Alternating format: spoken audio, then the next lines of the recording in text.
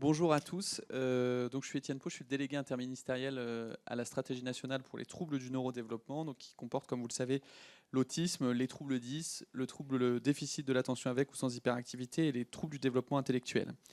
Aujourd'hui, je suis présent avec vous pour ouvrir cette journée sur les Olympiades de l'autisme.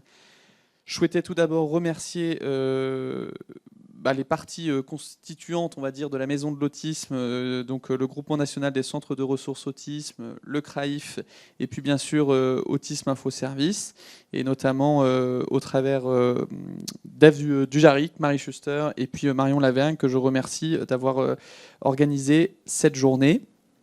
Je voulais vous partager quelques petites choses et je ne vais pas être très long parce qu'en plus ma successeur aura sans doute des paroles bien plus heureuses que les miennes. C'était vous dire tout d'abord que je pense que c'est important d'avoir une journée qui fait la place aussi aux loisirs, au sport pour les personnes concernées avec des troubles du neurodéveloppement et notamment l'autisme. Ce que je souhaitais partager avec vous, c'est l'importance que les personnes que l'on accompagne au quotidien, et le spectre de l'autisme, comme vous le savez, est assez large. Globalement, on se préoccupe de savoir si, comme vous et moi, chaque matin, est-ce qu'elles sont heureuses de faire ce qu'elles font ? Est-ce qu'elles ont envie de faire quelque chose ? Est-ce qu'elles n'ont pas envie de faire quelque chose ? Et je crois que c'est fondamental qu'on se recentre là-dessus, c'est-à-dire le plaisir à faire des choses. C'est aussi ça l'autodétermination. C'est pas des contraintes, c'est avoir des bonheurs dans la vie, comme tout le monde. Et je crois que c'est aussi ce que peut porter l'activité physique adaptée, mais aussi le sport. Vous rappelez des priorités que vous connaissez, que l'on porte au sein de cette stratégie nationale, que vous portez. C'est bien sûr l'importance de la formation. Et je sais à quel point vous y êtes attaché à la Maison de l'Autisme. La formation, elle est fondamentale pour que, bien sûr, les professionnels, quels qu'ils soient, puissent porter un accompagnement conforme aux recommandations de bonnes pratiques professionnelles. Ça veut dire que c'est valable aussi bien pour l'accompagnement social, médico-social, médical, mais aussi bien évidemment dans les activités de la vie quotidienne et dans l'activité physique adaptée. Cette formation, elle est fondamentale pour contribuer aussi au repérage, au diagnostic, qui doit toujours être plus précoce. Et j'insiste là-dessus depuis mon arrivée et bien sûr depuis hier encore plus pour cette semaine mondiale de sensibilisation à l'autisme. C'est qu'on peut changer radicalement les trajectoires de vie des personnes. On peut changer radicalement les trajectoires de vie des personnes avec des interventions précoces. Des interventions précoces qui peuvent être de tout ordre, bien sûr l'orthophonie, la psychomotricité, l'ergo, mais aussi bien sûr l'activité physique adaptée et tous les accompagnements que l'on peut porter dans le champ de l'autisme. Quand on peut changer radicalement les trajectoires, ça veut dire que notre combat à tous autour dans cet amphi, et je l'espère, c'est de se dire que globalement, quand un enfant naît avec un écart au développement, que les parents repèrent cet écart au développement, il faut qu'on puisse le repérer, le diagnostiquer le plus vite possible et faire un soutien intensif qui fera que cet enfant, quand il grandira, il pourra avoir la vie la plus classique possible, au bon sens du terme, et la plus souhaitée possible. C'est-à-dire qu'il faut qu'il puisse faire ce qu'il a envie de faire en termes de formation, de scolarisation, de vie étudiante, de vie universitaire. S'il a envie de passer le permis de conduire, qu'il puisse passer le permis de conduire. Et j'insiste là-dessus parce que souvent on me dit ah oui, non mais enfin il faut quand même faire des différences. Il y a l'autisme avec trouble du développement intellectuel, sans trouble du développement intellectuel. Mon discours, c'est de dire qu'il n'y a pas de plafond de verre. Et ça, il faut qu'on le répète, il faut qu'on le martèle. Les enfants qui sont autistes avec un trouble du développement intellectuel, petits, s'ils sont pris en charge très précocement, on peut changer les choses, on peut changer les trajectoires de vie. Voilà les quelques mots que je voulais vous partager concernant le diagnostic, concernant l'accompagnement. Vous le savez, c'est fondamental que cet accompagnement soit le plus précoce possible. Je l'ai déjà dit. Concernant la scolarité, rappelez que l'école de la République, elle doit accueillir tous les enfants. Je souhaitais aussi rappeler, même si c'est une journée sur les Olympiades et que c'est une journée bien sûr axée sur le sport, rappeler que c'est fondamental parce que le sport il a aussi sa place à l'école. Et ça veut dire aussi que des enfants autistes qui globalement sont accueillis à l'école doivent pouvoir bénéficier de l'activité physique adaptée avec des camarades porteurs de handicap ou non. Ça veut dire aussi qu'il ne faut pas se cristalliser sur le sujet de l'école inclusive, qui globalement fait beaucoup de remous dans notre pays depuis quelques semaines et voire même quelques mois, pour ne pas dire quelques années. Je ne voudrais pas qu'on se cristallise sur des situations qui sont certes des situations très compliquées, qui souvent relèvent de comportements défis, comportements problèmes, sur lesquels il faut qu'on forme toujours plus les enseignants pour appréhender ces difficultés, mais aussi qu'on fasse beaucoup plus de prévention sur ces comportements défis. Je le rappelle, les comportements défis, qu'on les appelle comportements défis, troubles du comportement ou comportements problèmes, ne sont pas constitutifs des troubles du neurodéveloppement.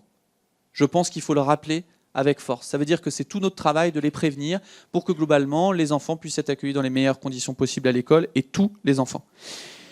Vous dire et ouvrir sur le sport que je suis ravi de voir qu'il y a une journée spécifique sur ce sujet, qu'on aura un déplacement bien évidemment cet après-midi également dans un institut médico-éducatif qui fait qui met en place beaucoup d'initiatives sportives avec la ministre en charge du handicap Fadila Khattabi, dont je vous transmets les salutations, mais également la ministre en charge des sports Amélie Oudéa-Castéra, et puis l'épouse du président de la République qui nous accompagnera dans ce déplacement cet après-midi dans l'IME. Vous dire que le sport, c'est faire ce que l'on aime. C'est valable pour le sport, c'est valable pour la culture. On porte aussi beaucoup d'initiatives sur l'ouverture à la culture. On aurait pu faire aussi une partie de cette journée sur la culture. Il y aura d'ici cet été un guide qui sera transmis à l'ensemble des établissements culturels de notre pays pour les aider à recevoir toujours mieux les personnes présentant des troubles du neurodéveloppement. Je salue aussi l'initiative de la Fédération française de sport adapté, qui je crois est représentée autour de cette table, qui a sorti hier son guide sur globalement l'accompagnement des personnes avec des troubles du neurodéveloppement, et dont je sais vous saurez faire le meilleur usage. Pour finir, et pour vous dire que le sport doit associer tout le monde, on initie également des échanges avec l'Association des maires de France. Vous savez que les communes et les collectivités elles jouent un rôle fondamental aussi dans l'activité physique adaptée. Et donc notre objectif, il est de pouvoir nouer des partenariats partout en France pour permettre aussi que le sport se fasse dans les communes avec les enfants, les adultes, les jeunes adultes qui présentent des troubles du neurodéveloppement. Et ça, c'est fondamental. Voilà les quelques mots que je pouvais vous dire aujourd'hui. C'est vrai qu'au-delà du sport, je souhaitais vraiment vous partager cette idée-là qu'on ne lâche rien. Mais rien du tout. C'est-à-dire que notre enjeu, c'est ça. C'est-à-dire que les enfants, ils n'aient pas une trajectoire aujourd'hui qui soit prédéfinie, qui soit pour toute la vie. C'est-à-dire que moi, ce que je souhaite, c'est que les enfants puissent bouger. Un enfant qui rentre en IME ne doit pas, à terme, faire tout son parcours de vie dans le médico-social. Ce que l'on souhaite, c'est qu'il puisse évoluer, qu'il puisse bénéficier d'autres soutiens, d'autres supports, mais à la condition qu'on puisse proposer d'autres solutions. Et j'insiste là-dessus parce que très souvent, on m'explique ou j'entends que les familles ne veulent pas que leur enfant ou que la personne qu'elles accompagnent sorte d'un établissement médico-social. Ce n'est pas vrai. Les familles ne veulent pas que globalement on les laisse sans solution. Et je crois que c'est notre combat, c'est le combat que je porte à vos côtés avec cette stratégie nationale. Et je sais que l'ensemble des personnes et des équipes de la Maison de l'Autisme sont à nos côtés sur ce sujet. Donc voilà, je voulais vous remercier. J'imagine qu'il y a beaucoup de professionnels dans la salle. Je voulais vous remercier pour votre investissement total, parce qu'on ne peut rien faire sans l'ensemble des professionnels, que ce soit les AES, les moniteurs éducateurs, les éducateurs spécialisés, les aides-soignants, les médecins, les éducateurs sportifs, les profs d'APA. Alors je pourrais faire une liste très très longue, mais c'est avec vous que globalement on porte cette stratégie nationale. C'est vous qui êtes en première ligne pour accompagner les personnes qui ont des troubles du neurodéveloppement et pour faire progresser notre pays, sans oublier bien sûr les psychomotriciens, les ergots, les psychologues, les orthophonistes. Voilà. Et puis il y aura forcément des catégories professionnelles que j'aurais oubliées qui seront très fâchées. Mais voilà, sachez que je vous remercie tous très chaleureusement et je vous souhaite à tous une excellente journée. Et c'est des excellentes Olympiades.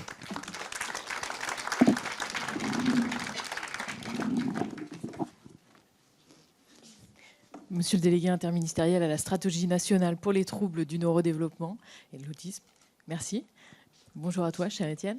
Bonjour à tous. Je suis Sophie Martinon, je suis la directrice générale adjointe de l'ARS Île-de-France.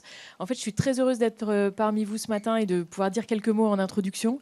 D'abord parce qu'on est voisins. En fait, l'agence régionale de santé, c'est juste à côté. Et j'étais venue visiter la maison de l'autisme au moment des travaux. Et franchement, ça ne ressemblait pas du tout à ça, je dois dire. Il fallait beaucoup se projeter. Mais du coup, je suis bien contente de voir le résultat. Et je suis ravie de voir que cet outil magnifique, il est aussi mis au service finalement d'événements et de causes qui visent à toucher très largement. Et je suis ravie qu'on puisse disposer de cet équipement. Un mot peut-être avant de... je voulais remercier les équipes de la Maison de l'Autisme. En fait, franchement, quand j'ai regardé le programme de la journée, j'ai trouvé ça génial. Je pense sincèrement que l'enjeu aujourd'hui sur la pratique sportive et le sport, c'est moins de convaincre les gens que le sport, il faudrait en faire plus, c'est de passer à l'action. Et en fait, passer à l'action, c'est sans doute pas si facile. Et du coup, je trouve que ce qui est génial dans le programme, c'est que d'abord, le matin, on se dit comment on passe à l'action et que l'après-midi, on fait du sport. Franchement, c'est super. Moi, honnêtement, parce que le thème, c'était facile. Une année paralympique-olympique, bon, bah, ok, la thématique sport, ça, c'était facile. Mais le programme de la journée, franchement, bravo. Je trouve que c'est super. Et maintenant que je sais qu'en plus, on est enregistré, diffusé, que d'autres pourront en profiter, je trouve ça encore mieux.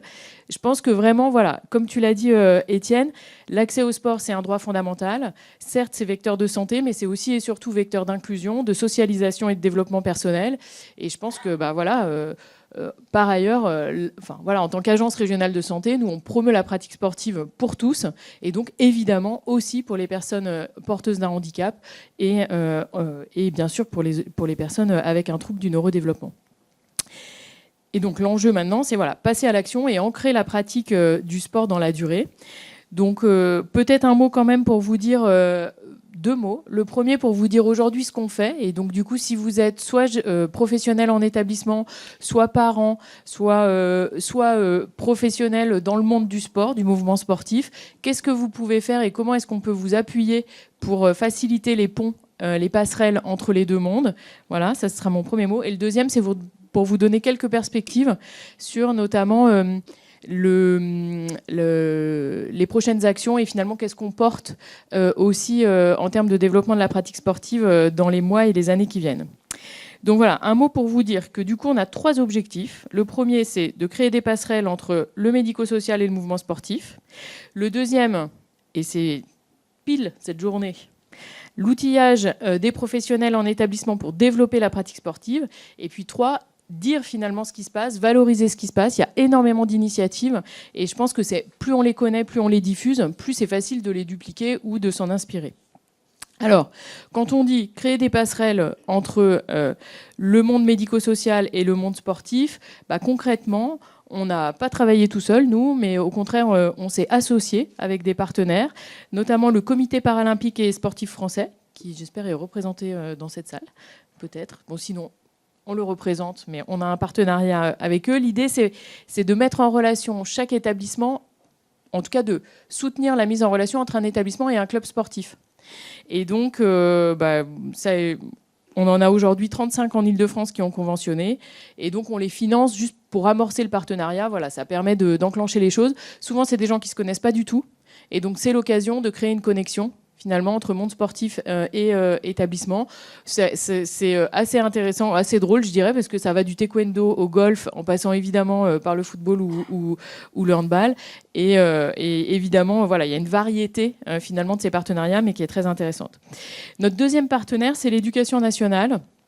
De la même façon que l'éducation nationale a labellisé des écoles primaires ou des collèges Génération 2024, on a décidé de faire la même chose, de s'inscrire dans cette dynamique pour labelliser des établissements qui accueillent des enfants avec un handicap. Et donc aujourd'hui, on a 48 établissements qui sont labellisés en Ile-de-France Génération 2024. Alors évidemment, c'est des établissements qui mettent l'accent sur la pratique physique et sportive des jeunes et qui justement font ce lien, cette passerelle entre monde du sport et prise en charge des enfants avec un handicap. Et puis, 2 actions que je trouve intéressantes parce qu'elles ne sont pas directement liées à la pratique sportive, mais elles visent à sensibiliser les gens, à faire connaître cet enjeu-là. Et notamment, on soutient un programme de bénévolat pour les personnes en situation de handicap à l'occasion des manifestations sportives. Vous savez que, par exemple, pour les JO et les Jeux paralympiques, Paris 2024 fait un énorme programme de bénévolat. Du coup, on a soutenu financièrement un programme de bénévolat destiné aux personnes en situation de handicap parce que c'est une façon aussi d'exercer sa citoyenneté, de pouvoir à un moment faire des activités qui sont qui participent à un événement national et de s'inscrire dans la cité finalement. Et donc le programme, il s'appelle Cité bénévole. Et donc, du coup, il est porté par la Fondation des Amis de l'Atelier. Mais je trouve que c'est intéressant parce que c'est, à mon avis, des initiatives qu'on pourrait développer et qui contribuent aussi à sensibiliser aux enjeux sportifs. Et puis, le dernier élément, c'est la billetterie populaire. La billetterie populaire, c'est quoi ? C'est emmener des personnes en situation de handicap dans des établissements, voire des grandes compétitions internationales. Donc, en l'occurrence, la Coupe du monde de rugby fauteuil. génial, le rugby fauteuil, et le championnat d'Europe d'escrime fauteuil, qui a eu lieu récemment. En Ile-de-France, on a bénéficié de 1100 billets. Donc vous voyez, 1100 billets, c'est quand même pas mal. Ça fait beaucoup de monde qui peut du coup assister à des compétitions. Voilà, c'est une façon aussi de rêver, de faire rêver et de se dire c'est possible. Moi, je suis porteuse de handicap. Je peux faire du sport à très haut niveau. Et puis, donc voilà, donc créer des passerelles entre les différents, entre le monde médico-social et le monde sportif. Outiller les ESMS, c'est l'objectif de cette journée. J'y reviens quasiment pas. Juste pour vous dire qu'on a un webinaire à destination des professionnels le 29 avril. Et puis qu'en 2023, on a financé des actions parfois petites, mais souvent de l'achat de matériel. Mais en fait, c'est vraiment pour concrétiser les choses dans 190 établissements. Je pense que c'est ça aussi qui permet de créer une dynamique et d'entraîner les professionnels. Et puis, du coup, on valorise et on communique sur ces enjeux-là, notamment... voilà, il y a des petites vidéos qui existent qu'on a tournées avec justement le club de taekwondo et le foyer d'accueil médicalisé de Villemer qui collaborent ensemble. Voilà, c'est un exemple de partenariat club ESMS. Et puis pour finir, et je m'arrêterai là, je voudrais juste vous dire que dans les perspectives, il y a, vous savez, la politique qui est portée très fortement d'avoir 30 minutes d'activité physique quotidienne. Donc en fait, 30 minutes par jour de sport. Je ne sais pas si vous faites tous 30 minutes de sport par jour. Étienne ? Bien sûr, voilà. Excellent représentant de la politique, merci. Et donc, c'est pas facile. C'est un engagement et un défi pour tous.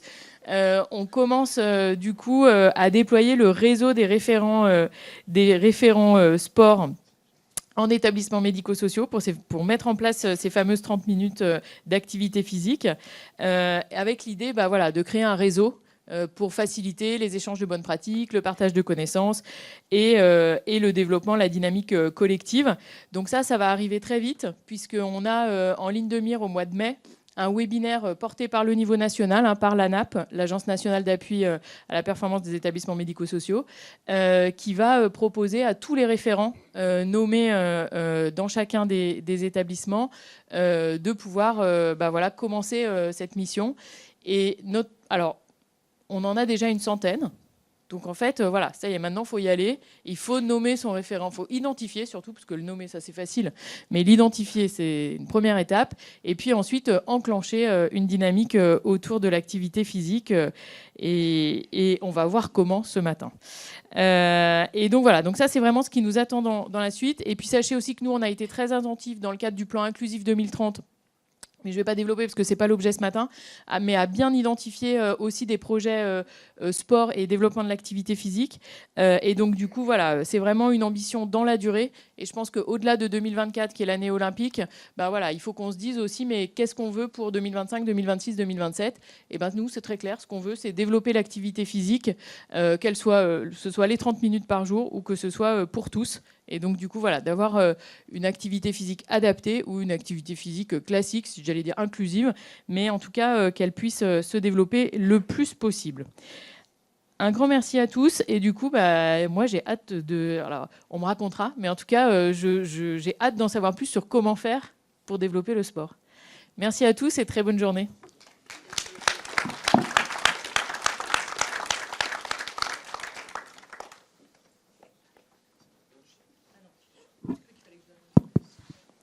Bonjour, merci beaucoup pour ces mots d'introduction, monsieur le délégué interministériel, madame la directrice générale de l'ARS. Donc effectivement, il y a un programme bien chargé avec une matinée qui commence un peu sur de la réflexion, mais pas que de la réflexion purement théorique.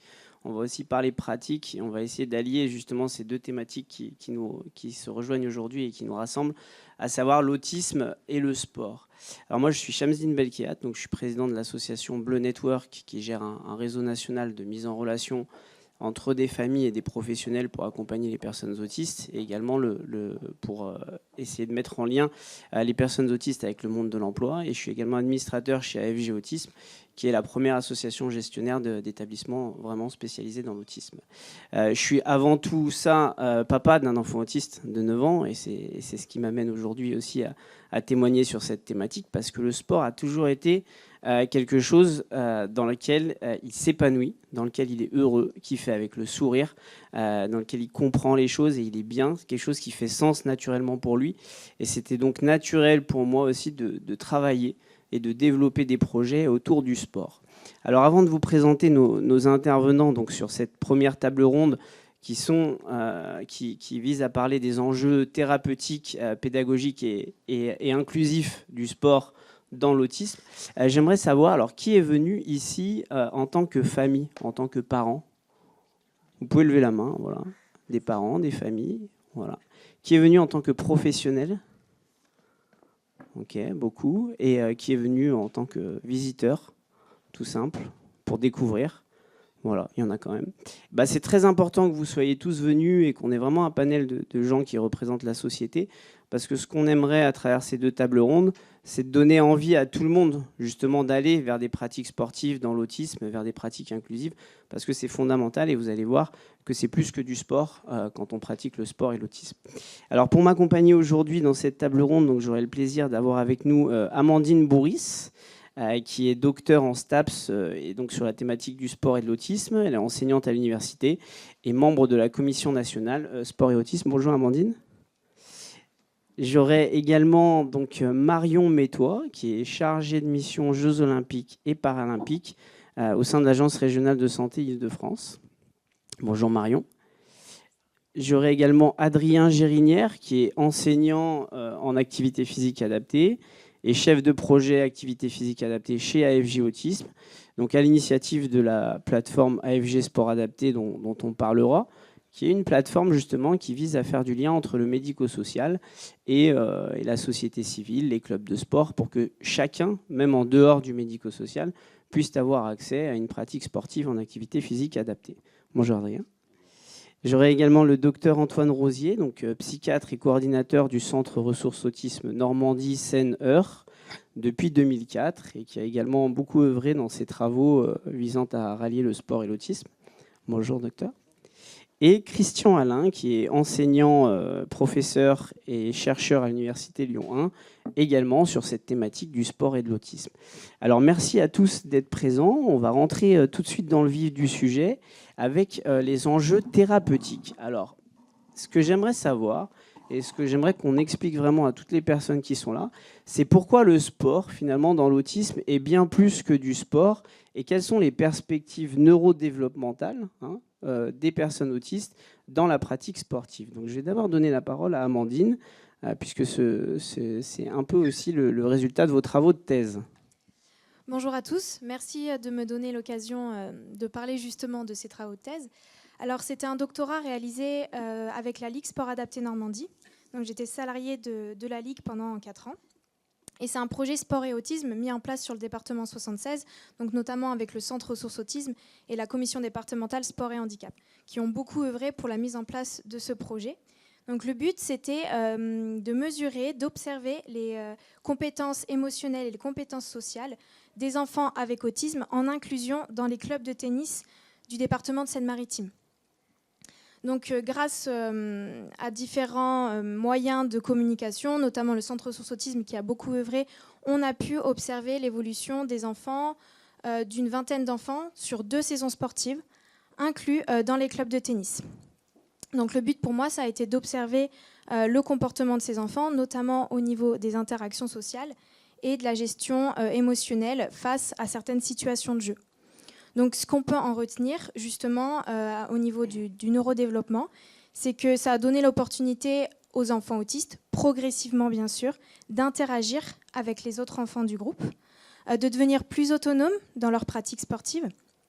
Donc, bien sûr, il faut savoir que ces clubs étaient formés, étaient sensibilisés au handicap et notamment à l'autisme, grâce au label Sport et Handicap et Sport et Autisme du département 76.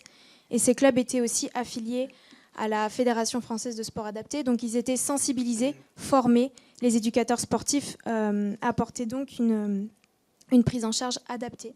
C'est pour ça qu'on a pu obtenir certains bénéfices, notamment au niveau de la régulation des émotions.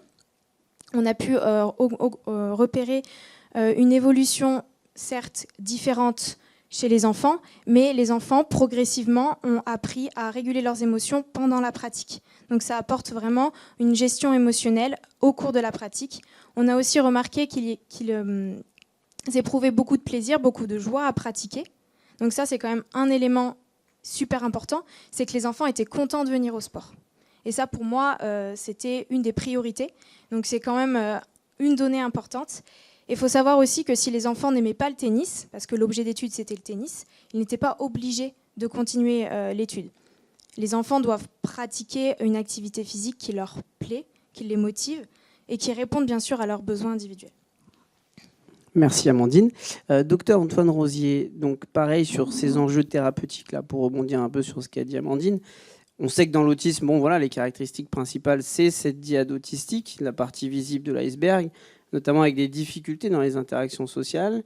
Et là, on voit effectivement à travers la pratique sportive de nettes évolutions des enfants. Est-ce que vous pouvez nous en parler un petit peu ? Alors, je ne sais pas si on peut s'appuyer sur vraiment des preuves scientifiques pour juger de l'intérêt ou pas de la pratique sportive chez les personnes avec autisme. En tout cas, avec un peu de bon sens, on se dit quand même que permettre à des enfants, des adolescents ou des adultes avec autisme de pratiquer le sport, d'être avec d'autres enfants, c'est forcément quelque chose qui va être positif. Le fait de développer leurs compétences d'imitation, leurs compétences émotionnelles, les échanges avec des pairs d'âge, c'est forcément quelque chose d'important. Et puis c'était aussi, nous semble-t-il, de développer cette idée de permettre aux enfants porteurs d'autisme de faire du sport. C'était d'apporter une réponse à leur famille aussi. C'est-à-dire que c'est déjà compliqué d'avoir un enfant porteur d'autisme, il y a beaucoup de portes qui se ferment. Et si en plus les portes de la culture, du sport, du loisir sont aussi fermées, on va rajouter au handicap quelque part du surhandicap. Nous, tout le travail qu'on a mené depuis 10 ans sur le département de Seine-Maritime, c'est justement d'ouvrir ces portes quelque part et de permettre à une famille qui vient nous voir par exemple en consultation de nous dire notre enfant... il aime le foot, il aime l'escrime, il aime la voile et je ne sais quoi, eh bien, on est en capacité de lui dire vous habitez dans tel endroit de notre région.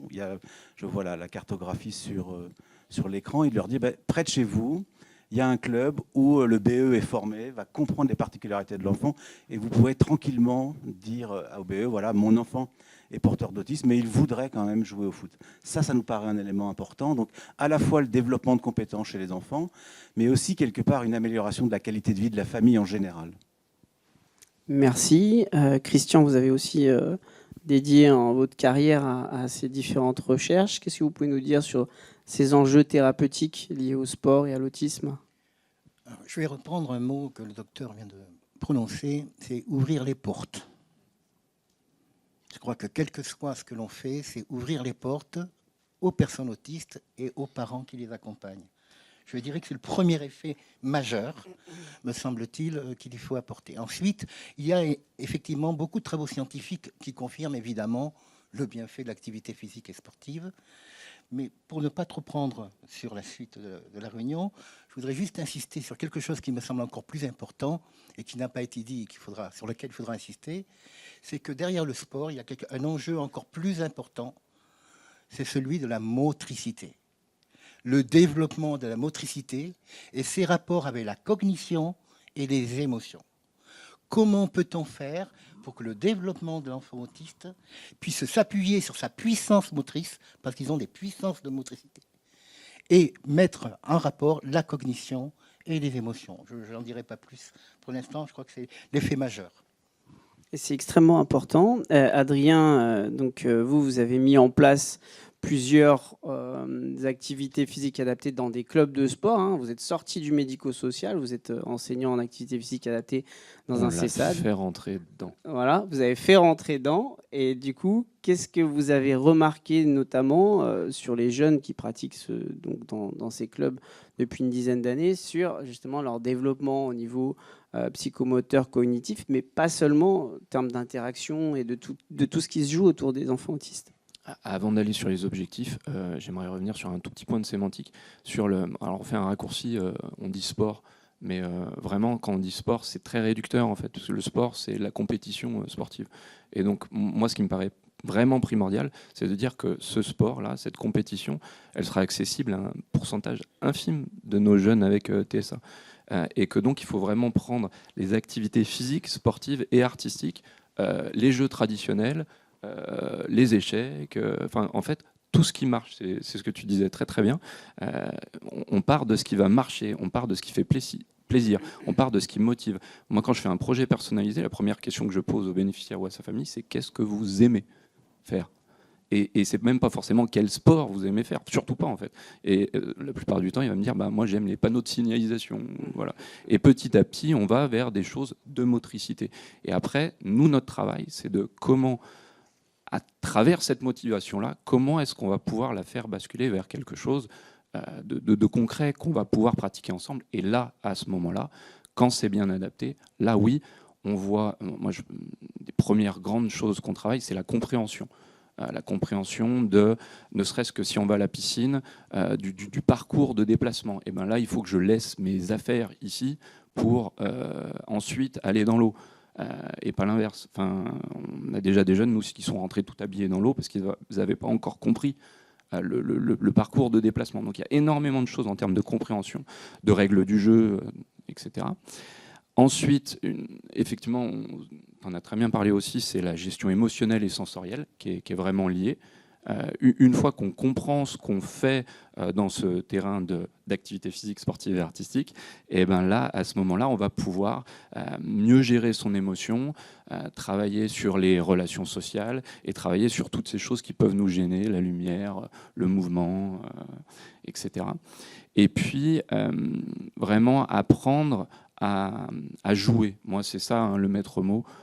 C'est apprendre à jouer avec soi-même déjà, et ensuite, si possible, apprendre à jouer avec les autres. Voilà, travailler sur les relations. Merci Adrien. Merci beaucoup à tous pour vos interventions sur cette partie des enjeux thérapeutiques. Il y a d'autres enjeux dans la pratique de l'activité physique adaptée pour les personnes autistes. Et encore une fois, souvent on en parle des enfants, mais c'est extrêmement essentiel pour les adultes. On en dira quelques mots aussi. C'est vraiment toutes les personnes autistes et pas seulement les enfants. Ce qu'il y a dans le sport aussi, moi, ce que j'ai tout de suite vu avec mon fils, c'est que c'est très structuré. Et quand c'est très structuré dans l'autisme, c'est très structurant. Et par exemple, moi, mon fils, quand il était petit, il avait une tendance à vraiment courir partout, partout, partout. Vous le laissiez dans un parc, vous ne saviez pas où vous alliez le retrouver, vous aviez intérêt à garder vraiment un œil sur lui. Mais quand il était sur un terrain qui était balisé, un terrain de foot, terrain de tennis, il courait dans le carré. Il restait dans le carré et quand on mettait un ballon, il commençait à jouer avec le ballon, etc. Et je l'ai remarqué après avec les autres enfants. Le fait d'avoir des règles, le fait d'avoir vraiment quelque chose de structuré dans l'activité physique, ça aidait beaucoup les enfants à se structurer eux-mêmes. Amandine, qu'est-ce que vous pouvez nous dire à ce sujet également par rapport à vos travaux sur cette structuration que permet le sport, et notamment un enjeu pédagogique extrêmement important ? Justement, dans mes travaux de thèse, j'observais aussi les temps où l'enfant était justement en train de participer, en train de suivre les consignes, et quand l'enfant, malheureusement, se mettait en retrait. Et qu'est-ce qui pouvait provoquer justement cette mise en retrait, ce refus de jeu, ou alors tout simplement l'enfant peut-être s'ennuie et va faire autre chose que l'activité demandée. Donc on a remarqué que c'était sûrement dû aux transitions d'ateliers sur le terrain.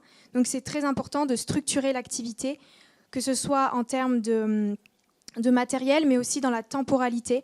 Et je rebondis du coup sur l'outil qu'on a créé avec la Commission nationale sport et autisme, sur les outils pour justement adapter la pratique et structurer cette activité. Donc le fait de structurer l'activité va vraiment permettre à l'enfant de savoir ce qu'il doit faire, de mettre en place une certaine routine et justement il pourra se concentrer sur l'activité en elle-même.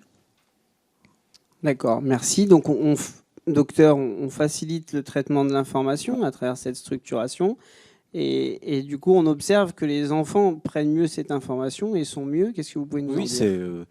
C'est une chose qui est bien connue dans le champ de l'autisme. Si on améliore tout ce qui est du champ la prévisibilité, si on structure les choses, si on anticipe, c'est forcément quelque chose de positif. Et nous, dans toutes les formations qu'on développe auprès des BE, on a toujours cette préoccupation de savoir comment est-ce qu'on va communiquer, comment est-ce qu'on va organiser les séances de sport pour permettre aux enfants, aux adolescents et aux adultes d'être le mieux possible.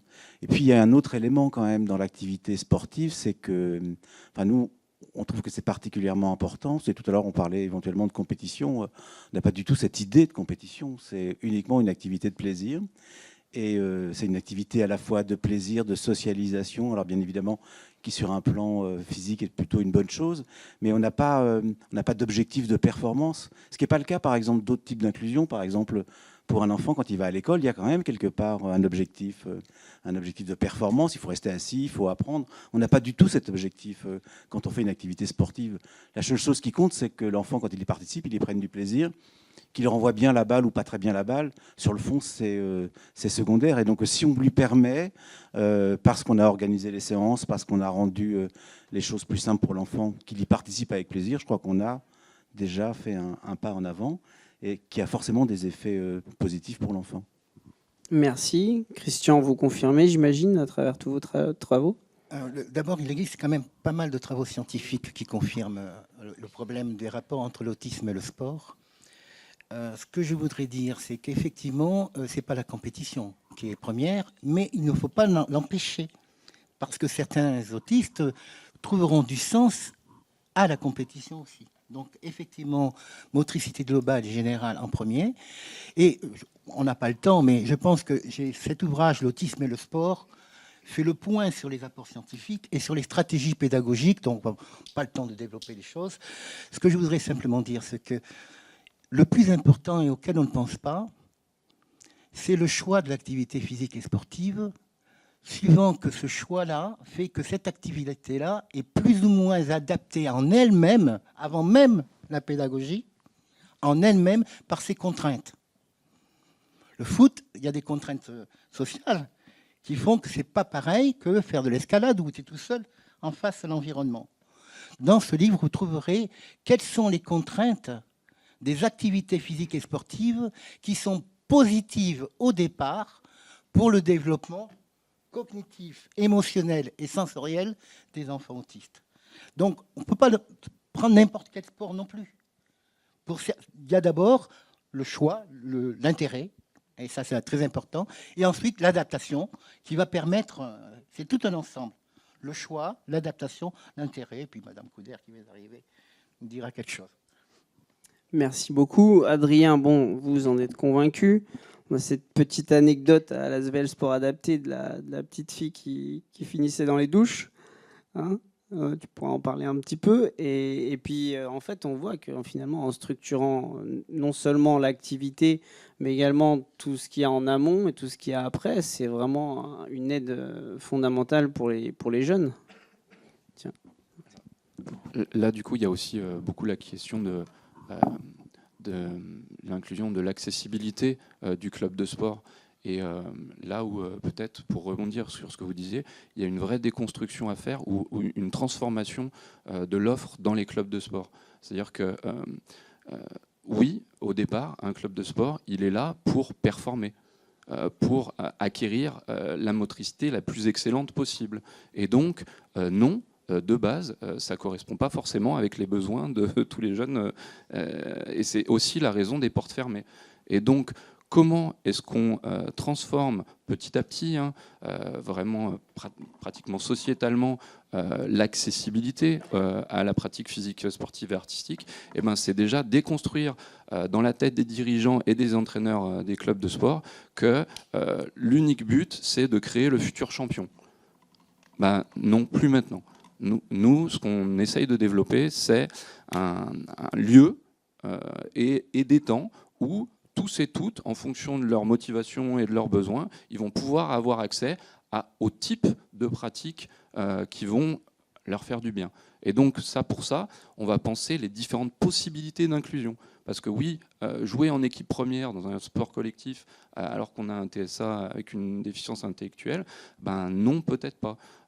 Par contre, j'adore quand même ce sport collectif-là et j'ai quand même envie d'en faire. Et ben, on va créer un temps peut-être dédié, donc une séance adaptée, avec des personnes en situation de handicap. Et comment, et c'est ça moi qui est hyper important, c'est comment est-ce qu'on pense les allers-retours entre cette séance qui est dédiée et le reste du club, pour quand même avoir toute la richesse de la vie associative, pour pouvoir avoir même ne serait-ce qu'avoir le même maillot, pour pouvoir profiter du bénéfice pour les familles, pour les bénéficiaires, de se sentir appartenir à un même ensemble.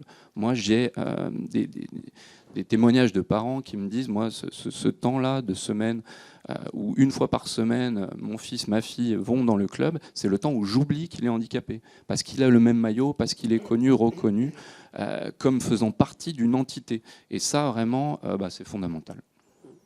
Merci Adrien. Élodie Couder qui nous a rejoint. Donc, Élodie est docteur en STAPS, conseillère nationale au sein de la Fédération française de sport adapté, sport et autisme. Merci Élodie. Bonjour, Voilà. mes excuses pour le retard, les aléas du direct des avions. Donc sur la partie sport adapté, sport et autisme, activité physique adaptée et autisme, la FFSA est très active depuis de nombreuses années. Est-ce que vous pouvez nous en dire un petit peu plus ? Effectivement, du coup, au sein de la Fédération française de sport adapté, le public autiste est accueilli et pratique depuis finalement, j'ai envie de dire, la création de la fédération, depuis un peu plus de 50 ans. Néanmoins, et même on a évalué un petit peu, à peu près à 20% aujourd'hui des licenciés qui relèvent d'un TSA, parmi l'ensemble des licenciés au sein de la Fédération française de sport adapté. Néanmoins, depuis un peu plus de 3 ans maintenant, on a une volonté un peu plus forte d'aller accompagner et d'aller adapter encore plus finalement l'offre qui était déjà adaptée pour des personnes en situation de handicap. Et c'est vrai qu'aujourd'hui, c'est moi qui porte cette mission avec les collègues de la commission dont Amandine fait partie et d'autres, pour vraiment aller finalement accompagner les clubs pour adapter finalement à tous. Vraiment, l'objectif, il est vraiment d'aller rendre accessible la pratique sportive, même aux sportifs qu'on pourrait appeler peut-être plus complexes, qui ont des besoins de surencadrement, qui ont des besoins d'adaptation plus importantes encore que celles que l'on arrivait à mettre en place jusqu'à présent. Et c'est vrai que c'est pour cela qu'aujourd'hui, qu'au sein de la commission, on a travaillé notamment sur des outils que vous avez de présenter là, dont le dernier vient tout juste de sortir, qui a pour vocation de compléter les formations qu'on propose également, toujours pour donner finalement le plus de compétences, le plus de connaissances pour toujours faire mieux dans l'accompagnement. Après, on a un deuxième volet aussi sur lequel on travaille, c'est vraiment le soutien financier des clubs pour les accompagner dans le développement de nouvelles offres. Aujourd'hui, ce que l'on recherche vraiment au sein de la fédération, c'est que chaque sportif TSA, mais chaque sportif en situation de handicap de façon plus générale, ait le choix. En fait, qu'il ait le choix de pratiquer le sport de son choix, dans le club de son choix, avec les modalités de son choix. Certains vont préférer travailler ou pratiquer leur sport dans un club en entre-soi, d'autres dans des clubs où il y a une pratique plus mixte, d'autres en inclusion complète. Quelque part, l'objectif, c'est vraiment que le sportif aille là où il se sent bien. Et parfois même, on a des sportifs qui pratiquent à certains moments en inclusion dans un club ordinaire, à d'autres moments dans un groupe de pairs. Et en fait, c'est vraiment ça l'objectif. Et là, pour le coup, on en est encore malgré tout trop loin. C'est-à-dire que le nombre de sollicitations que moi je reçois sur je cherche une place de sport pour mon enfant pour telle ou telle situation, et bien souvent, c'est voilà, la seule solution qui existe à côté de chez vous, c'est de la danse. C'est dommage, il voulait faire du judo. Voilà, on en est encore là. Donc effectivement, tout le travail que peut mener l'AFG, mais tout le travail que peuvent mener tous les acteurs au sein de la fédération, mais tous les clubs de sport, on avance vers l'ouverture des clubs, mais pour le coup, pas assez vite encore. Il y a vraiment besoin de faire plus et de faire plus loin. La problématique qu'on a vraiment aujourd'hui, c'est vraiment notamment la question des publics dits complexes qui nécessitent vraiment un encadrement renforcé avec un surcoût du coup qui est vraiment important pour les clubs, mais aussi pour les familles. Et du coup, les clubs ne veulent pas faire répercuter ce surcoût aux familles. Et nous, aujourd'hui, on est dans la plus grosse difficulté pour trouver des financements pour soutenir. On a mis en place, par exemple, un appel à projet sport et autisme qui vise vraiment à compenser finalement ce surcoût pour soutenir l'ouverture de nouveaux créneaux ou le maintien de nouveaux créneaux. Et c'est vrai que c'est pas simple de trouver des partenaires financiers qui veulent bien nous suivre sur cette aventure. Et pour le coup, c'est vraiment un frein aujourd'hui, ce coût financier pour l'ouverture des créneaux. Merci Élodie. C'est bien, vous parlez de finances, ça va nous faire notre transition vers Marion. qui est chargée de mission à l'Agence régionale de santé. Alors, votre directrice générale en parlait quand même tout à l'heure. Il y a quand même des actions de soutien, de promotion. Vous ne pouvez pas tout faire à votre niveau, mais en tout cas, vous essayez de promouvoir. Alors, qu'est-ce que vous faites globalement en ce sens à l'Agence régionale de santé Île-de-France ? Déjà, bonjour à toutes et à tous. C'est vrai que nous, l'enjeu principal, et je pense que comme elle a pu le dire, Madame Martinon, c'est avant tout de la mise en relation. En fait, on est un petit peu ceux qui vont réunir à la fois le mouvement sportif et le médico-social. On a porté récemment un questionnaire sur l'état des lieux de la pratique sportive dans les établissements et services médico-sociaux. Et l'un des freins à la pratique, c'est la méconnaissance du terrain. Les établissements n'ont pas forcément toujours connaissance de ce qui existe à proximité de leur établissement, n'ont pas forcément connaissance non plus de tout ce que porte le mouvement sportif. Enfin, je pense que là, on en a entendu parler, mais il y a déjà des ressources, des formations, il y a une connaissance à la fois du savoir-être, mais de l'accompagnement. Et ces établissements ont l'envie, parfois un petit peu de frein, la crainte, est-ce qu'on peut y aller, est-ce qu'on ne peut pas y aller, est-ce qu'on va trouver une offre qui sera en mesure d'accompagner les personnes qu'on accompagne. Et notre but à nous, c'est de mettre en relation. Donc on s'est entouré de plusieurs acteurs du mouvement sportif, mais aussi de l'éducation nationale, pour permettre cette mise en relation. Notamment, on en a parlé du dispositif ESMSC Club, donc qu'on coporte et qu'on cofinance avec le Comité paralympique et sportif français, qui est de mettre en relation un établissement avec un club. Et quand je reviens un peu avec l'idée de choix, c'est-à-dire qu'il y a un panel de sports proposés qui est quand même assez étonnant.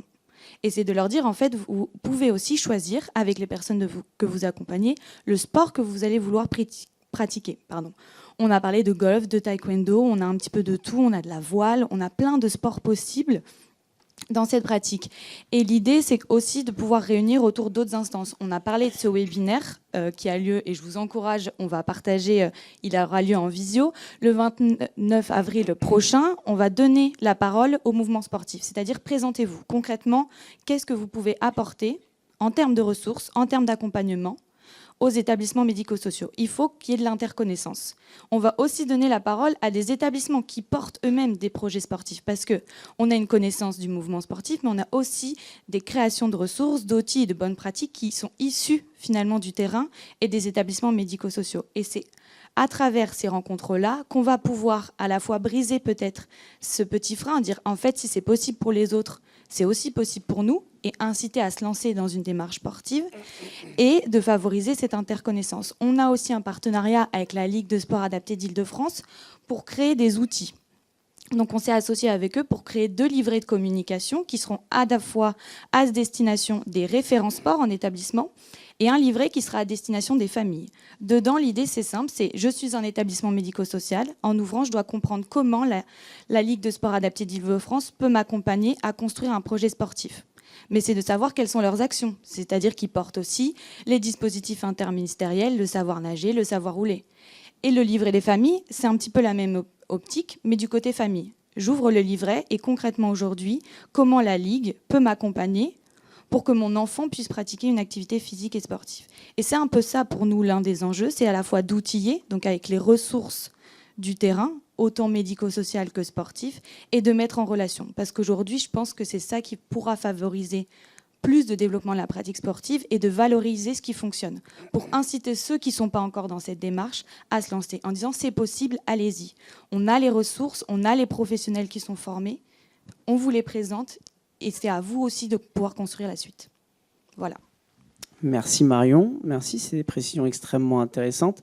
Comme je le disais, l'activité physique adaptée, le club sportif en lui-même, et notamment quand on sort du médico-social, c'est extrêmement intéressant pour plein de choses. Et quand notre enfant est dans un club de basket ou dans un club de foot, c'est vrai que nous, on le ressent, moi je le ressens aussi au niveau de mon fils. On n'est plus sur un enfant autiste, un enfant handicapé, on est sur un basketteur, un footballeur, un rugbyman, un sportif qui pratique le sport. On a aussi cet exemple, alors, je suis lyonnais, alors forcément un peu chauvin, mais l'Asvel, qui est le meilleur club de basket de France, voilà, où on avait des jeunes justement non autistes qui disaient mais qu'est-ce qu'ils ont de la chance, vos jeunes du Cessa de Zola, de jouer au basket à l'Asvel. d'un jeune qui faisait aussi qui était dans la section sport adapté de l'ASVEL et qui a fait un stage en cuisine à la Tony Parker Academy, parce qu'il était également en études sur la partie cuisine. Donc il y a tout ça également dans les clubs qui donne envie, en fait, qui montre aussi l'exemple de la société inclusive vers laquelle on veut tendre. Alors chacun, qu'est-ce que vous en pensez? Quels mots vous avez envie de dire? On va commencer par vous, Amandine. Pour conclure, c'est ça? Non. Sur cette partie, finalement, le sport, la pratique sportive de l'activité physique adaptée comme un modèle pour la société inclusive de demain? Alors, moi, je dirais que déjà, pour inclure, il faut répondre aux besoins individuels de chaque enfant, chaque adulte, chaque adolescent. Que si le club, l'accueil sportif est vraiment en mesure de pouvoir accueillir et de pouvoir adapter. Par exemple, c'est tout bête, mais l'éducateur sportif peut très bien prendre contact d'abord avec la famille, un petit entretien, une fiche informative pour vraiment avoir toutes les données sur l'enfant, pour vraiment comprendre comment l'enfant fonctionne et savoir ce qu'il aime, ce qui le motive dans la pratique sportive. Pour moi, déjà, là, on peut avoir déjà un premier pas dans l'inclusion. Et encore une fois, on n'est pas obligé tout de suite d'inclure pour inclure. Ça peut se faire progressivement. Une séance ou deux, la découverte des lieux, en mixité, avec des pairs TSA, avec des pairs neurotypiques. Pour moi, déjà, tant qu'il y a de l'interaction sociale, la gestion émotionnelle, toutes les sensibilités que peut offrir le sport seront acquéries. Et l'inclusion, du coup, part vraiment des besoins de l'enfant ou de l'adolescent ou de l'adulte, encore une fois, pour la pratique sportive. Et n'importe quel sport, pour moi, est praticable si on prend conscience de tout ça. Merci. Docteur Antoine Rosier, cette société pour tous à travers la pratique sportive, vous en pensez quoi? C'est forcément une idée séduisante. Moi, ce que je voulais dire, c'est que, en tout cas de notre expérience sur le département de Seine-Maritime, où on a beaucoup formé depuis 10 ans des clubs de sport. On a formé plus de 300 BE, presque 200 clubs de sport. On a le sentiment que le frein, il n'est pas du côté du sport, il est plutôt du côté des professionnels. Comme si c'est pas un réflexe pour les acteurs spécialisés dans l'autisme de proposer une activité sportive, ou alors de l'organiser dans le cadre des structures déjà existantes, mais pas tellement de s'ouvrir vers des clubs ordinaires. Les clubs de sport nous disent souvent qu'ils attendent, entre guillemets, les enfants porteurs d'autisme, et qu'ils n'ont pas tant de demandes que ça. Et je crois que c'est peut-être nous, spécialistes de l'autisme, qui devons nous dire il faut maintenant qu'on puisse proposer à tous ces enfants d'aller vers les clubs de sport. Tout le travail qu'on a fait, ce serait de se dire qu'il y a une forme presque d'automaticité à proposer une activité sportive à un enfant, comme on propose, bien évidemment c'est différent, comme on lui propose une rééducation orthophonique, comme on lui propose une modalité d'inclusion à l'école, et bien de lui proposer une activité sportive, celle qu'il va choisir, celle qui va lui faire plaisir. Quand je dis sportif, c'est sportif, culturel, de loisirs, mais on a le sentiment que ça n'est pas encore totalement passé dans la culture des professionnels de santé, et qu'on a probablement un travail à faire autour de ça. Adrien, aller vers, ouvrir les portes, créer des projets individualisés, c'est ta feuille de route chez AFG, c'est un peu... Ça me parle, je rejoins tout à fait tout ce qui a été dit. Je pense qu'il y a des mots vraiment à garder, et le premier, c'est construire un rôle que la personne est capable d'avoir. Et ça, pour ça, je pense que pour penser l'inclusion, il faut aussi se déconstruire et essayer de déconstruire beaucoup de gens autour de nous sur qu'est-ce que c'est aller faire de l'activité physique, sportive et artistique. Exemple tout bête, à l'éducation nationale, encore souvent, on est dispensé de PS. Voilà, parce qu'on a mal à la cheville. Et est-ce qu'on peut penser un rôle différent ? Par exemple, une personne avec TSA, ok, pour les premiers temps, simplement aller regarder, construire le rôle du spectateur, par exemple, c'est déjà de l'inclusion, c'est déjà de la pratique partagée. Je regarde, voilà, je suis capable de ça. Un temps, peut-être que 5 minutes, hein, et après, on renforce. Voilà. Et l'autre chose que je voulais vous dire, c'est qu'il faut, moi j'étais vraiment d'accord avec vous dans ce que vous disiez, les clubs de sport sont prêts, ont envie, voilà. Après il faut leur donner les moyens, et effectivement d'en donner les moyens, c'est les écouter, les rassurer, les accompagner. Et donc ça, pour nous, professionnels des ESMS, c'est créer des dispositifs innovants. Vraiment, je pense qu'il y a quelque chose à faire pour à la fois accompagner les usagers et les familles à aller vers les clubs de sport et pour accompagner au quotidien les clubs de sport. C'est absolument extraordinaire de faire des outils et ils nous servent au quotidien. Et quand même, rassurer, co-intervenir, débriefer avec le professionnel de terrain quotidiennement, de savoir que la famille ou le club vont pouvoir nous appeler en cas de besoin. Créer des choses comme ça, mais qui sont des compétences médico-sociales que nous, on va mettre au service de la société inclusive. Merci Adrien. Christian, c'est le sport comme l'enjeu, la porte de la société inclusive de demain. Qu'est-ce que vous en pensez? C'est un beau slogan. Hein. Magnifique slogan, mais alors qu'est-ce qu'il est difficile en réalité? Moi, ce que je voudrais surtout faire partager, c'est que la première porte de l'inclusion, je suis grand-père d'un enfant autiste. Et quand un grand-père d'un enfant autiste est enseignant-chercheur et fait de la recherche sur le sport, eh ben, il se met à faire des recherches sur le sport avec l'autisme. Et ce que je perçois le plus dans toutes les recherches, qu'elles soient internationales, nationales, tous les travaux qui sont faits par l'activité physique adaptée en particulier, c'est que le lien le plus fort, ce sont les parents qui accompagnent. C'est-à-dire qu'il faut aussi que le parent d'enfant avec autisme l'accompagne son enfant et fasse du sport avec lui. Parce que le plus important, c'est le temps. Il faut du temps pour accompagner. Et c'est ça le plus important. Et le temps, les parents l'ont d'abord, mais souvent ils trouvent les portes fermées. Et je trouve ça très rassurant que maintenant un certain nombre de dispositifs pour informer, mettre en relation, communiquer, les choses se mettent en place parce qu'il est temps. Hein. Depuis le temps que la fédération passe le bas là-dessus, il est temps qu'on ait toutes ces références. Donc l'inclusion commence d'abord par faire confiance au temps. Vous n'aurez pas tout de suite. Il va falloir chercher, il va falloir batailler, il va falloir trouver les personnes des clubs qui parfois sont plus ou moins ouvertes. Donc ne pas abandonner, insister. Vous ne pouvez pas passer par la porte, vous passez par la fenêtre. Ça, l'inclusion, c'est une bataille de tous les jours. Alors, l'autre chose aussi, c'est effectivement la formation des professionnels. Le sport ne s'arrête pas aux règles techniques. L'activité physique ne s'arrête pas aux règlements, même adaptés. Elle demande des connaissances solides sur les rapports entre la cognition, la mémoire, l'émotion, le dispositif sensoriel qui ont lieu dans les troubles moteurs de l'autiste et l'activité physique en elle-même. Il faut de la connaissance et du savoir et pas se contenter d'un simple petit stage. Il faut que les professionnels travaillent aussi. Et je trouve qu'ils se contentent souvent juste du début. Il faut rentrer dans la profondeur de la motricité pour pouvoir la développer. Et les travaux de recherche apportent des choses. Et les pratiques de formation que vous avez développées, ça c'est extrêmement important, surtout les professionnels de sport. Et puis encore un autre grand absent. C'est quand même celui du ministère d'où je viens. C'est l'éducation nationale. La formation des enseignants à l'éducation nationale, et pourtant les profs d'activité d'éducation physique, ça a été un de mes anciens étudiants. On a fait quelque chose. Hein? La formation des professeurs d'éducation physique est faite pour ça. Ils sont prêts, les professeurs d'éducation physique.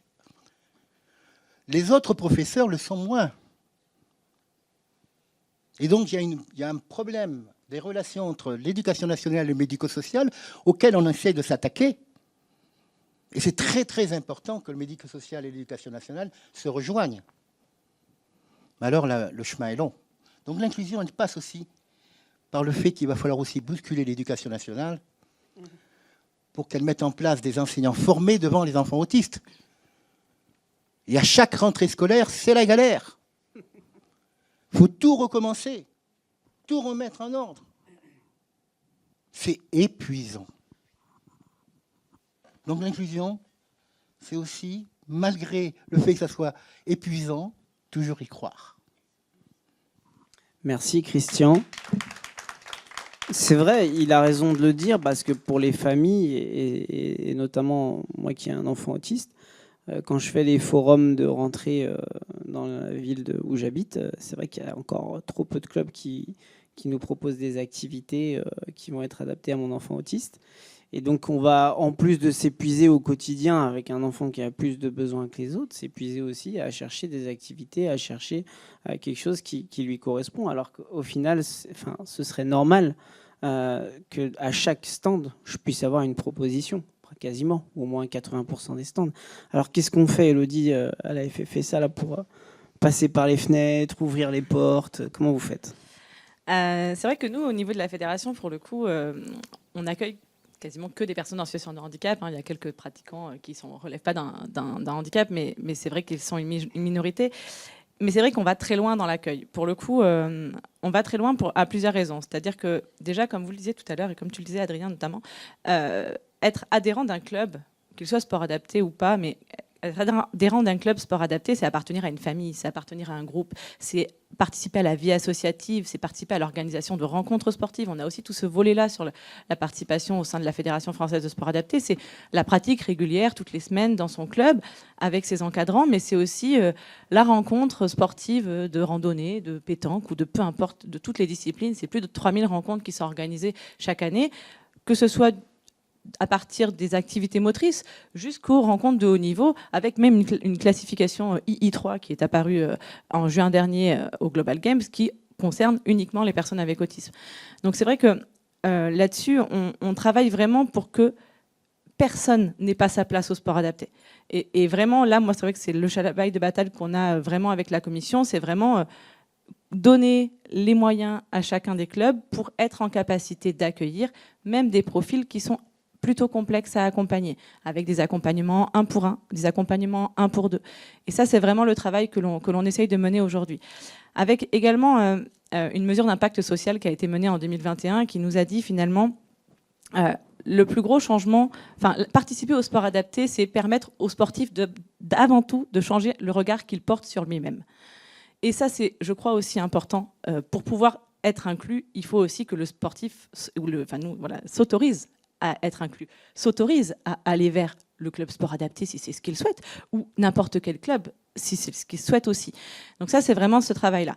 Et c'est vrai que maintenant, aujourd'hui, on va même encore plus loin au sein de la fédération avec l'Académie du sport adapté qui permet finalement d'accompagner les sportifs dans leur rôle au-delà du simple rôle de sportif.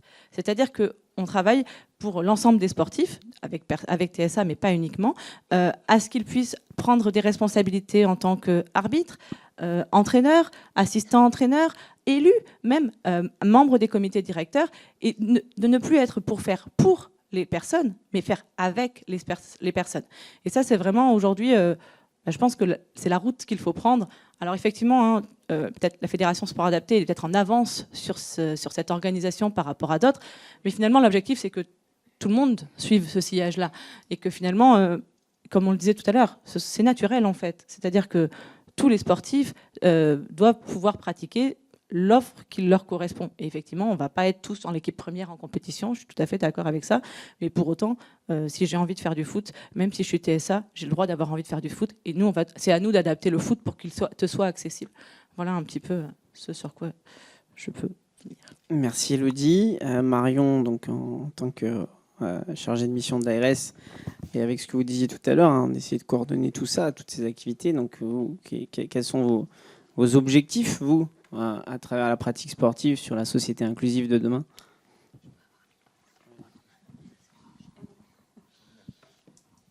Merci. Je rejoins plutôt tout ce qui a été dit. On est plutôt tous d'accord sur l'inclusion à travers le sport.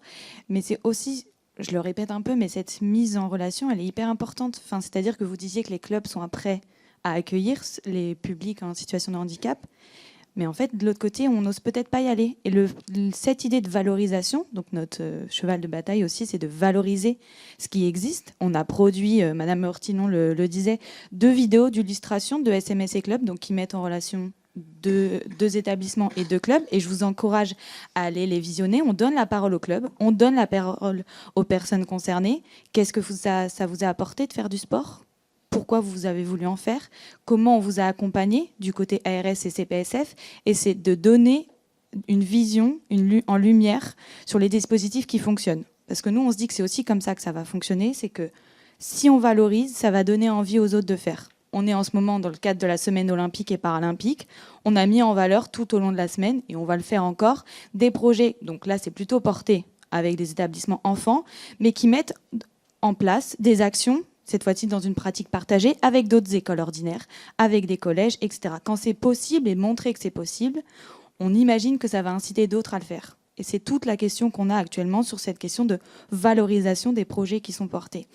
Mais l'inclusion, on le dit, c'est à travers la pratique sportive, mais Madame Martinon l'a redit, ça va au-delà de simplement l'activité physique en tant que telle. Et c'est aussi pour ça qu'on soutient le dispositif Cité bénévole, c'est-à-dire que l'inclusion, elle passe aussi par tout ce que le sport englobe, donc pas juste la pratique, mais d'être, comme le disait Élodie, d'être à la fois ça rapproche sur l'emploi, de participer à la vie associative, de pouvoir évoluer dans le cadre de notre club, mais d'être bénévole aux grands événements sportifs nationaux et internationaux. Donc on a eu pas mal de personnes, je crois un peu plus de 200, qui ont pu être présents sur à la fois les championnats du monde par athlétisme en juillet dernier, sur la Coupe internationale de rugby fauteuil, encore en mars dernier l'escrime fauteuil, pour les Jeux olympiques et paralympiques, évidemment. L'implication et l'inclusion, elle se passe aussi par là.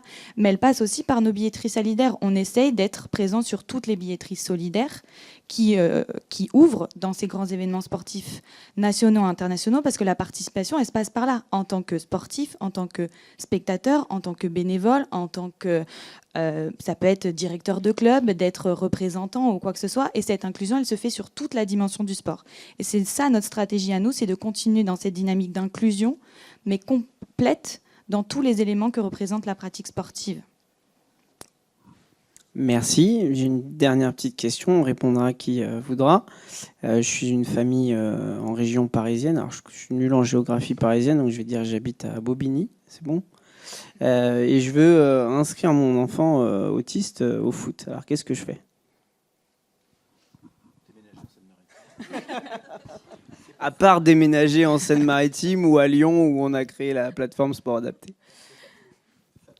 Le premier réflexe, ça peut être effectivement, si vous êtes intéressé pour pratiquer dans une association sport adapté, ça peut être de se rapprocher du comité départemental du département ou de la ligue en fonction de la structuration des territoires. Mais là, en l'occurrence, le comité départemental a l'avantage d'avoir une vision de son territoire et de l'ensemble des clubs, qu'ils soient affiliés ou pas en général, mais il va être un bon conseil en général. Donc le premier réflexe, c'est souvent de se tourner vers le comité départemental sport adapté, qui peut être un bon conseil. Après, vous avez également le Handi-Guide des sports, le site internet qui référence l'ensemble des clubs qui se déclarent prêts à accompagner des personnes en situation de handicap, sur lequel il y a la catégorie autisme qui peut être cochée, et du coup qui va permettre de vous afficher l'ensemble des clubs et pas uniquement les clubs qui ont fait la démarche d'affiliation, parce qu'il y a certains clubs, ils ne sont pas contre l'accueil de personnes en situation de handicap, c'est juste que, comme on le disait, personne ne s'est présenté, donc ils n'ont pas forcément eu besoin, ou même la nécessité forcément de faire une démarche d'affiliation qui nécessite un engagement peut-être un peu plus fort, et qui simplement se disent, voilà, moi je suis prêt à accompagner, et du coup je l'indique, ça veut dire je l'affiche, donc potentiellement il y a une orientation vers ces clubs-là qui peuvent être à prioriser. Mais peut-être pour compléter, je crois que la situation est différente si vous êtes dans une structure médico-sociale où il y a de gros progrès qui ont été faits, où tout ça maintenant fonctionne bien, et si vous n'êtes pas dans une structure médico-sociale, c'est-à-dire vous êtes toujours quelque part en milieu ordinaire. Et c'est une de nos préoccupations à nous. Peut-être qu'il manque aujourd'hui un chaînon pour faire justement cette articulation entre le monde du sport et le champ du handicap. Peut-être qu'il manque des professionnels qui pourraient permettre cette articulation en étant proche à la fois des clubs de sport, restimuler les clubs de sport, travailler avec eux sur les accompagner et puis être proche aussi du champ du handicap pour permettre d'être une réponse de proximité pour les familles. C'est vrai que c'est essentiel, cette réponse de proximité, mais c'est vrai qu'on a travaillé sur cette solution avec AFJ Autisme Sport Adapté. Si tu peux nous en dire quelques mots rapidement, oui, après je vais conclure. Moi, ça fait 13 ans que je bosse en CESAD autisme et on a plus de 7 ans d'attente pour être inclus dans notre service. Donc moi, de plus en plus, cette réponse-là, elle m'était absolument insupportable, de où est-ce qu'on peut pratiquer. Ah bah oui, c'est ça avec moi, mais non, moi je veux pas aller faire du libéral. Donc où est-ce que mon enfant, et l'adulte aussi, va pouvoir pratiquer ce que vous proposez? Et ben, au début de ma carrière, je ne pouvais pas répondre. Et donc, du coup, là, depuis quelques temps, on a créé ce dispositif médico-social de passerelle entre les bénéficiaires et les lieux multiples, parce que ça peut être à l'éducation nationale, ça peut être dans le club, ça peut être dans le terrain de foot du quartier, 3 petits points. Et en fait, c'est vraiment créer des projets sur mesure qui vont fonctionner. Voilà. Et d'accompagnement de la famille et du club. Voilà. Aller vers un objectif essentiel pour justement permettre à toutes les personnes autistes, enfants et adultes, encore une fois, il ne faut pas oublier les adultes, c'est essentiel également pour les adultes, de pratiquer une activité physique adaptée de leur choix. Merci à tous, merci à tous les participants, merci aux spectateurs et merci également à ceux qui nous suivent sur Internet d'avoir assisté à cette table ronde où on a bien démontré les enjeux extrêmement fondamentaux en termes de pédagogie, mais également thérapeutique et éducatif et inclusif de la pratique sportive d'activité physique adaptée pour les personnes autistes. Et donc, on enchaînera ensuite avec la deuxième table ronde où on va donner des exemples concrets. Merci à tous.